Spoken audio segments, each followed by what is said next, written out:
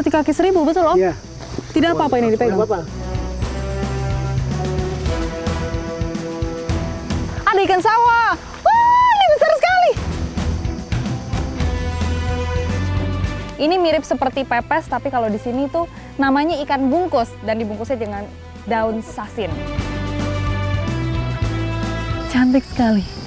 Laserbird of Paradise atau cendrawasih kuning.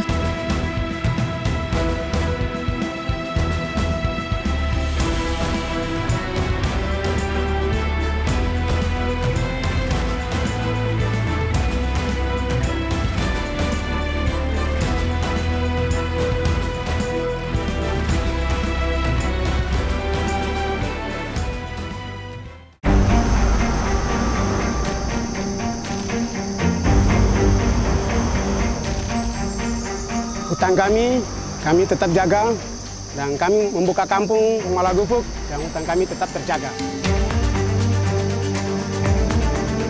Berdoa dan lindungi kami terus sehingga kami selalu menjaga hutan kami dengan aman.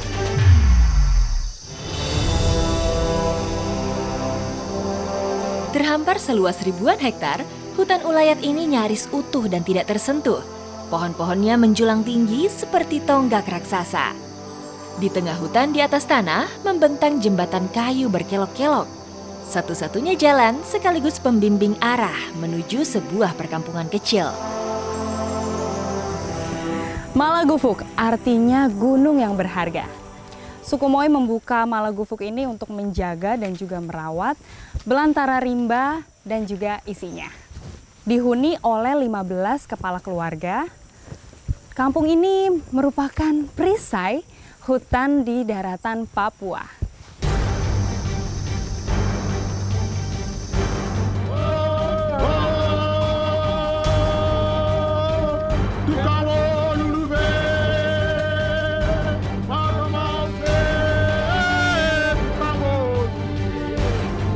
Sampai di ujung jembatan, saya disambut hangat oleh warga kampung. Noken yang dikalungkan menandakan saya benar-benar diterima di Malagufuk. Memang salah satu tradisi dari suku Moy untuk menyambut hal-hal baik. Sama seperti saya sebagai tamu yang datang ke sini karena dianggap kedatangan saya ini baik. Lengkap dengan pakaian adat khas suku Moy, para penari ini langsung membimbing saya memasuki kampung.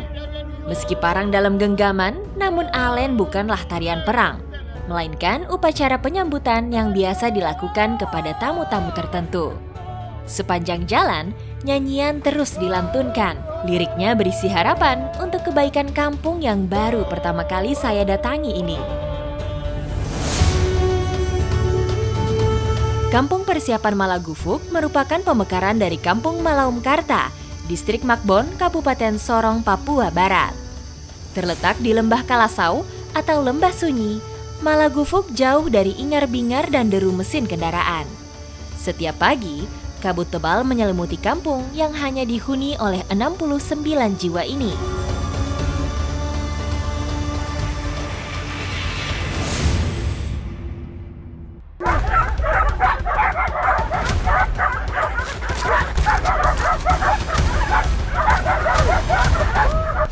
Saat fajar menyingsing, langkah saya bersama para pemburu dan puluhan ekor anjing menyeruak di antara lebatnya hutan. Inilah salah satu kegiatan kaum pria Malagufuk, berburu babi. Satu-satunya hewan berkaki 4 yang boleh diburu. Waduh! Ke arah mana Om? Ada salah satu kegiatan di Malagufuk yaitu berburu. Tapi di sini tidak semua jenis hewan bisa diburu. Hanya ada satu jenis saja, yaitu babi. Ikuti jejak saya, jejak petualang. Pengalaman para pemburu ini mengajarkan saya teknik berburu yang baik. Di antaranya, harus pandai mengatur ritme langkah serta jeli mengenal jejak hewan buruan. Mana? Oh ini kah? Wah, habis dia cari makan, dia berkubang di sini. Iya. Ini baru keluar tadi pagi nih. Baru keluar tadi pagi. Coba nanti sebentar baru kita cari ke di depan lagi, pasti bisa dapat kah? Berarti kita sudah dekat dengan target perburuan kita ya. Babi hutan tidak memiliki tempat tinggal yang pasti. sehingga butuh kejelian ketika memburunya. Kebiasaan berkubang dalam lumpur adalah salah satu kelemahannya.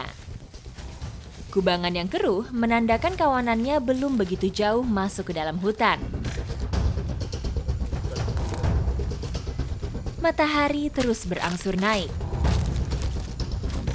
Karena sekarang sudah agak siang, jadi babinya sudah berlari menjauh dari kubangan yang tadi. Om! Hampir saja ketinggalan.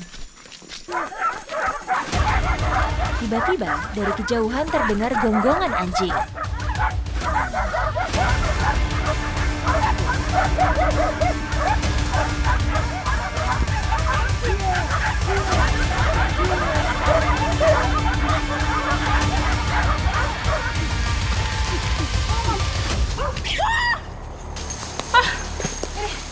Babinya sudah ditombak. Sudah langsung lemas, tapi ini anjing-anjingnya juga lagi mulai gigit nih. Ayo. Sudah ditombak tapi dia masih berenang ke arah sana. Saya mau kejar dulu. Ayo. Nah. Om, bawa sana Om. Padahal tadi dia sudah setengah-setengah mati, tapi tetap aja dia tetap berenang menyelamatkan diri. Babi hutan memiliki kebiasaan krepuskular, yaitu mencari makan saat pagi dan sore hari. Sekarang, karena sudah mulai sore hari, dia mendekat, akhirnya kita dapat satu. Sore ini, keberuntungan masih berpihak kepada kami. Meski cuma satu ekor, usaha kami tetap membuahkan hasil. Sekarang babinya mau dibawa dulu ke kampung, tapi sebelum itu harus dibakar supaya ini bulu-bulunya itu hilang. Habis itu baru dimasak.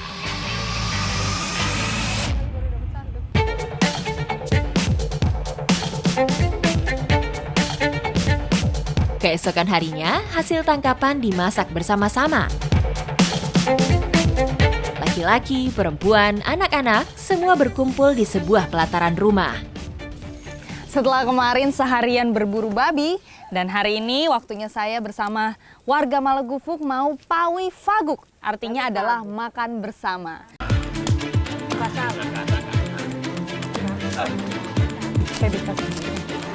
Dan nanti yang bertugas merebus adalah ibu-ibu. Sekarang bapak-bapaknya dulu nih yang motong satu persatu.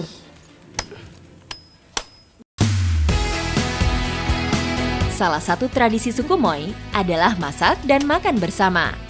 Berburu hingga meramu dilakukan dengan cara gotong royong.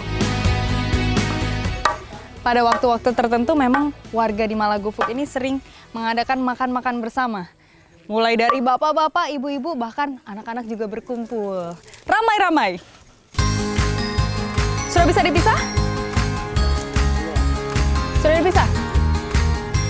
Berkumpul sambil mengolah makanan bagi suku Moy bukan hanya urusan perut saja. Justru saat seperti inilah, berbagai permasalahan dan rencana kampung akan dibahas dengan cara yang lebih santai. Oke, ditunggu 15 menit lagi. Habis itu nanti makannya bisa dicampur dengan sagu. Apa kalau di sini bahasanya? Kawes. Pakai kawes. Kawes adalah perpaduan kuah sup dengan sagu kering. Dia mau. Wah, dia mau. Saya mau lihat ini masakan. Masakan ini, Om. Dia mau lihat. Mau lihat masakan itu toh? Itu masak nanti buat dimakan. Dia pegang kau terus nanti kau tinggi kayak dia. Iyalah. Berbicara dan bercengkrama. Dari situlah saya banyak menangkap kesan luar biasa dari warga di sini. Kita beda, tapi darah kita kan sama. Wah, luar biasa memang. Satu darah. Kan sama. Beda rambut. Darah tetap satu. Darah tetap satu. Merah toh. putih. Merah Kan putih.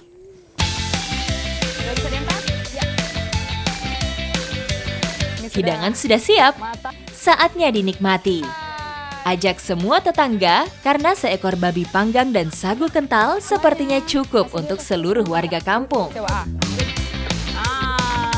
Pinter sekali.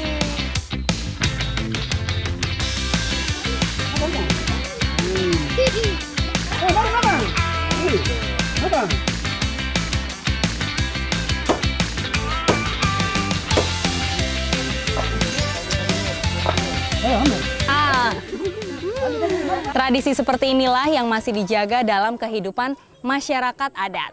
Salah satunya di sini nih, suku Moi. Tadi mencari makannya bersama-sama, dinikmatinya juga secara bersama-sama. Ikuti jejak saya, jejak petualang. Ayo, habiskan!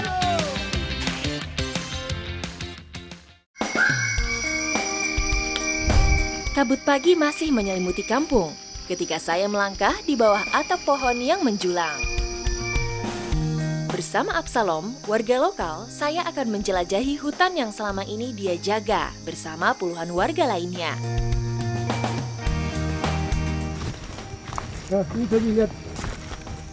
Oh, apa itu, Om? Hah? Seperti kaki seribu, betul, Om? Iya. Tidak apa-apa ini dipegang. Apa? Beberapa ratus meter memasuki hutan, keanekaragaman hutan Malagufuk langsung nampak di depan mata. Kaki seribu atau sering juga disebut luwing adalah serangga purba yang sudah hidup lebih dari 400 juta tahun silam. Meski menyandang nama kaki seribu, binatang bercangkang keras ini ternyata jumlah kakinya kurang dari 1000. Geli sekali nih. Ini kalau di Jawa kita biasa temukan warnanya merah, Om. Ya, Tapi kalau di di sini- Papua ada yang warna merah yang besar. Oh, yang besar kecil. ada lagi? Iya. Berarti ini masih kecil Dia termasuk masih ya? kecil. Warnanya hitam Ada dan yang ini besar kulitnya lagi. keras sekali ya, Om. Iya. Kalau di sini biasa disebut ular cincin. Ular cincin. Ya. Dia itu biasanya muncul pada malam hari ya, Om. Terus kalau siang-siang gini, seringnya dia ngumpat-ngumpat di bawah kayu-kayu supaya tidak kena panas. Dia sukanya cari tempat yang dingin. Ah, lucu sekali. Hewan herbivora ini biasa memakan sari tumbuhan mati. Karenanya banyak ditemukan di bawah tumpukan daun kering atau pohon yang membusuk. Nah ini nih, cara dia melindungi dirinya itu dengan melingkarkan badannya seperti ini. Makanya dibilang ular cincin ya, Om. Benar. Lucu nih, sepertinya dia sudah tidur. Dia merasa nyaman. Dia merasa nyaman. Kasih dia pulang dulu. Dia merayap ke sini. Nah, sudah mulai merayap. Luar biasa memang hutan Papua ini kaya sekali. Kita lanjut jalan, Om? Siap? Oke. Ayo kita lanjut jalan. Siap. Dadah. Dadah.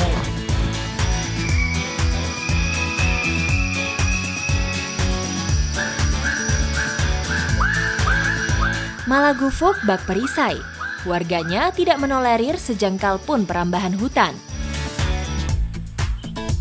Belantarannya menjadi rumah yang ideal bagi berbagai jenis burung. Bahkan tidak jarang masuk kampung untuk bertegur sapa dengan manusia.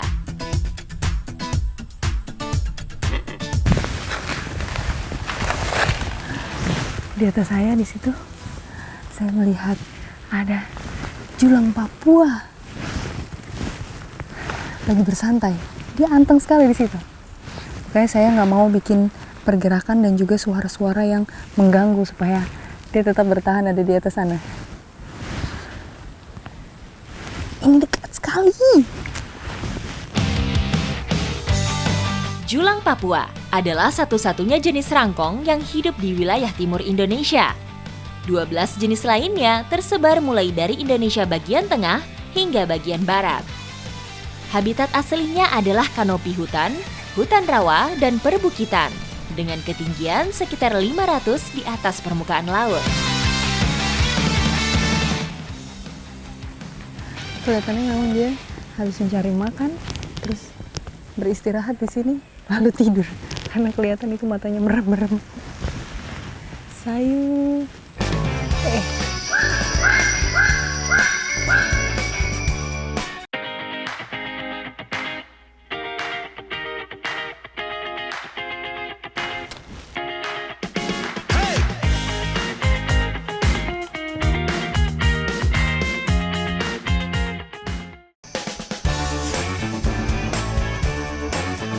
Jika hutan tidak boleh dirambah, aturan adat suku Moi juga mengatur tata cara memanfaatkan hasil sungai. Melianus, Kevin, dan Daniel adalah generasi pertama yang menjalankan warisan kearifan lokal di Malagufuk. Menempel di sini. Gimana kakak? Oh ini. Lah, digituin. Jatuh. Jadi, selain berkebun dan juga berburu, sebagian warga di Malagufuk ini senang mencari ikan. Nah, yang unik, umpannya seperti ini nih. Cicak hutan. Kalau di sini sebutannya apa kakak? Kaitut. Sekarang saya mau cari lagi nih umpannya lebih banyak supaya nanti ikannya juga lebih banyak yang didapat. Ikuti jejak saya, jejak petualang. Toki-toki. Begitulah orang Moi menyebut cara pencarian umpan ini. Wah. Kakak Kelvin, mana? Waduh. Dapat satu lagi. Kakak Meli, simpan di daun. Ya, banyak ya? Ya sudah. Sudah cukup sepertinya ini. Lanjut saja kita mancing, oke? Ya, ayo Di sini kita mau lanjut mancing. Ayo kakak. Setelah umpan berhasil terkumpul, Sungai Kalasau menjadi tujuan kami. Dinamai Sungai Kalasau karena sungai ini terletak di antara perbukitan Kalasau yang mengelilingi perkampungan Malagufuk. Kala artinya sungai, sedangkan sau berarti sepi. Itulah yang saya rasakan ketika berada di tepian sungai ini. Sepi, yang terdengar hanya gemericik air dan suara binatang yang saling bersahutan. Sudah aman kakak. Mana. Sekarang waktunya kita mancing. Oke. Sebelah mana kak ini enaknya? Taruhnya di sebelah sini saja. Sebelah sini? Iya. Oh, karena lebih dalam ya? Iya.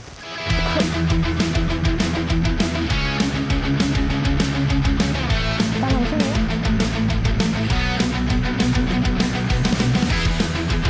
Lama ini nunggunya ya? Iya. Ya, daripada tunggu lama, kita jalan ke cari daun gatal. Ya. Oh, daun gatal, aku tahu itu. Untuk pegal-pegal toh? Iya. Wah, sudah lama sekali saya tidak pakai itu. Ada di mana kakak? Di sebelah situ. Di sebelah sana? Iya. Ayo kakak. Oke. Hop.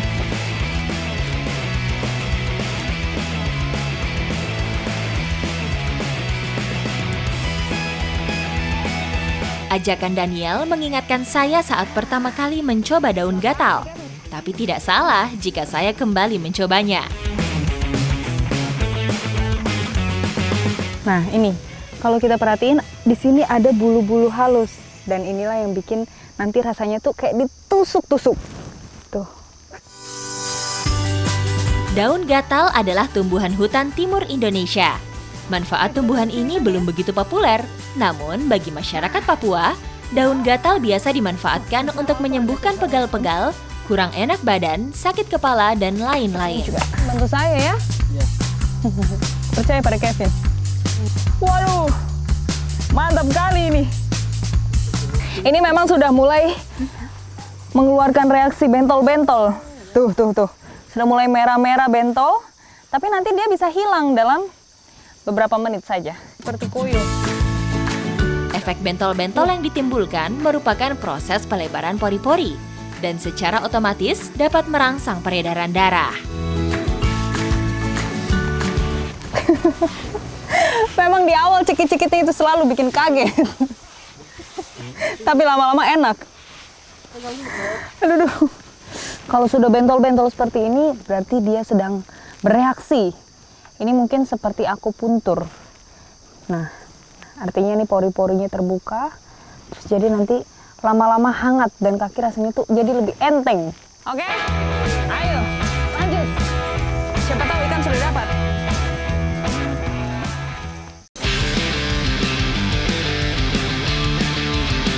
Sungai Kalasau hanya boleh diambil ikannya dengan cara dipancing dan dipanah.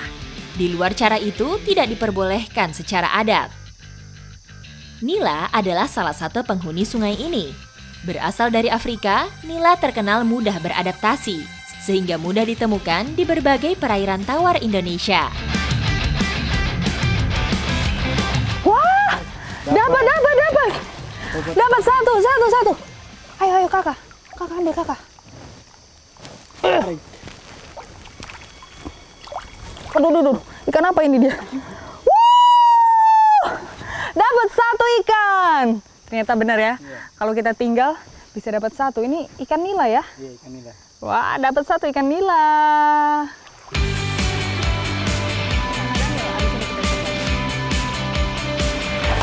Wah, ini belum dapat Kakak Daniel. Wah, tidak dapat, tapi umpannya sudah hilang.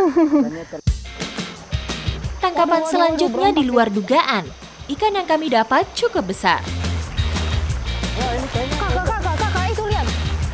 Wah, dapat ikannya besar itu Kakak. Ini ikan sawah ini. Wah, ikan sawah. Iya. Ada ikan sawah. Wah, ini besar sekali. Terlihat karena ini airnya jernih. Wah, coba. Kita angkat dulu.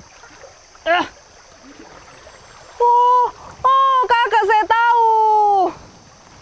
Wah, ikan ini memang sejenis ikan gabus. Tapi ini ukurannya cukup besar. Lihat, hampir setangan saya, Kakak. Ini Kakak. Nah, pegang saja. Di setiap lingkungan, ikan punya gabus sisik akan ini memiliki licin warna sekali. sisik yang berbeda-beda. Ikan karnivora ini harus pandai menyamarkan diri untuk mengelabui mangsanya. Wow, sudah banyak ini kita kumpulkan ikan. Abis ini kita masak-masak gimana? Oke? Siap? Oke, lanjut perjalanan kita. Lanjut masak.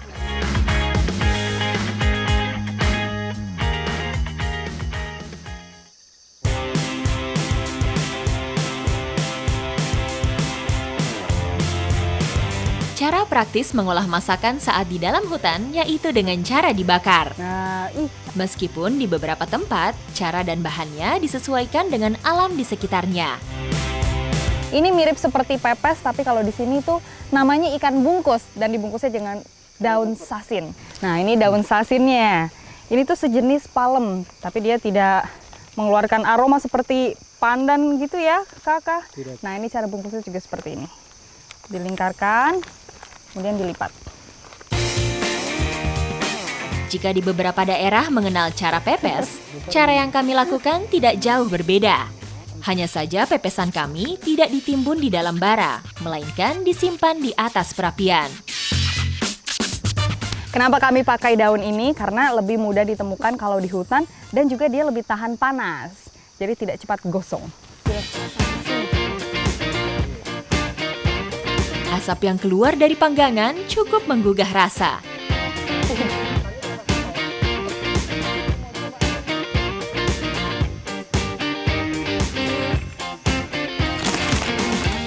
Mantap, sudah.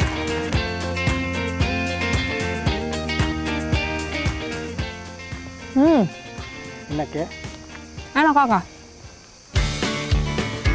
Saya cukup sering menikmati ikan bakar, namun suasana selalu menawarkan rasa yang berbeda-beda. Ikan-ikan yang kami makan ini memang khas Sungai Kalasau. Secara bentuk memang dia mirip seperti ikan-ikan yang ada di pulau lain. Tapi memang di sini dari segi warna itu lebih beragam. Ikuti jejak saya, jejak petualang.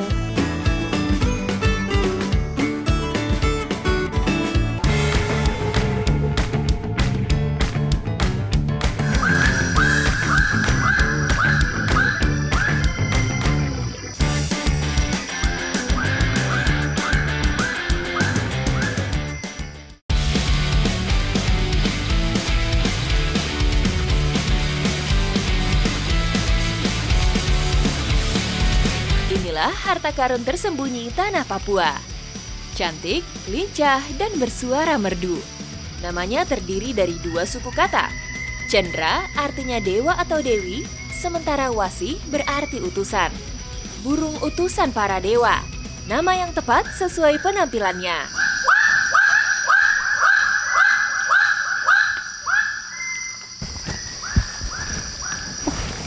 Itu Om, Ah iya, benar. ya kan? Benar. Cantik sekali. Laserbird of Paradise atau cendrawasih kuning sekarang tepat berada di atas saya. Dan pagi hari seperti ini merupakan waktu yang tepat untuk kita mengamati burung. Benar. Pantas saja ya, Malagufuk itu disebut salah satu surganya burung. Karena memang dari tadi suaranya aja tuh kedengeran Iya. macam-macam ya Om, Iya. bervariasi. Luar biasa.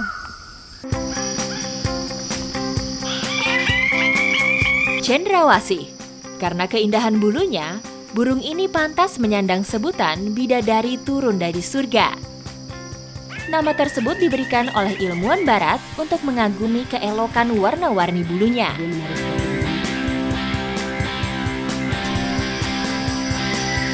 Sebelum pergi mencari makan, burung dengan panjang rata-rata sekitar 43 cm ini memiliki kebiasaan bertengger di atas pohon sambil menari. Lagi nari ya Om? Iya, iya. Itu lagi nari. Mana? Itu. Oh iya, Iya, iya. betinanya itu ya? Ya, itu betinanya. Saat matahari mulai hangat, gerakan tariannya semakin menjadi-jadi. Meski musim kawin sudah lewat, sang jantan terus bersolek untuk menarik perhatian sang betina. Tampilan fisik bukan yang utama. Siulan yang merdu serta tarian atraktif yang membuat luluh sang betina. Memang ya kalau jantan itu selalu lebih menarik daripada betinanya. Terlihat dia punya leher itu lebih berwarna, warnanya hijau, terus ekornya juga lebih panjang ya Om? Iya, panjang, terus warnanya ada dua kan, warna kuning dengan warna putih. Iya, Yang betul. itu yang membuat sehingga betinanya dia lebih fokus. Kalau saya amati Om, mereka itu lebih banyak berkumpul di pohon yang ini, sama ini juga kan Om, Iya. yang besar ini. Itu pohon apa Om? Ini pohon pala hutan.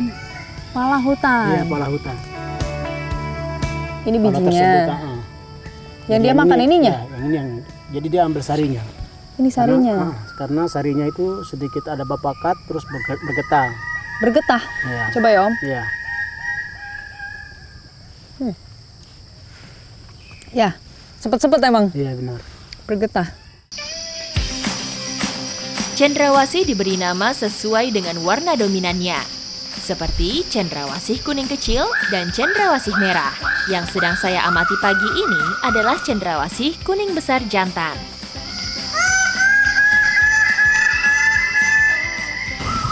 Ada kurang lebih 60 spesies burung cendrawasih yang hidup di Papua. Tapi kalau di sini itu rata-rata lizard bird of paradise yang saya lihat.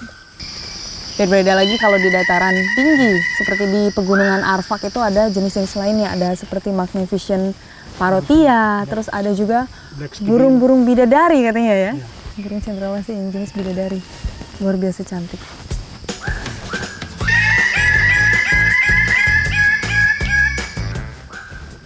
Di awal saya bilang, Malagufuk merupakan perisai belantara rimba. Dan inilah salah satunya yang mereka jaga, yang akan diwariskan ke generasi kita selanjutnya.